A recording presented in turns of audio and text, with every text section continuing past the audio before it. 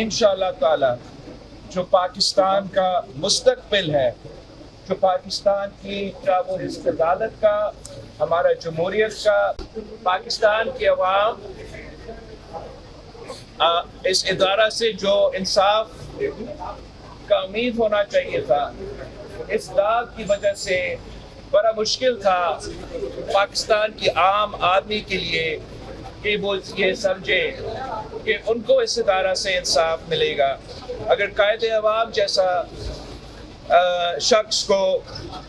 انصاف نہیں ملا ہو تو آج میں جو یہ یونانیمس کورٹ آرڈر ہے، اور میں تمام جج صاحب کا شکر گزار ہوں، جو وکلاء تھے ان کا میں شکر گزار ہوں، جو ایمیکس کیورائی جو پاکستان بھر میں سے چیف جسٹس صاحب نے اس کورٹ میں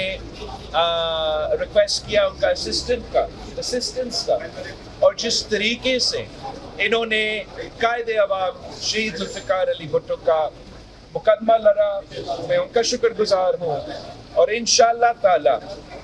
اس فیصلہ کے بعد ہم امید رکھتے ہیں کہ اب ہمارا نظام صحیح سمت پہ چلنا شروع ہو جائے گا۔ میں آپ سب کا شکر گزار ہوں۔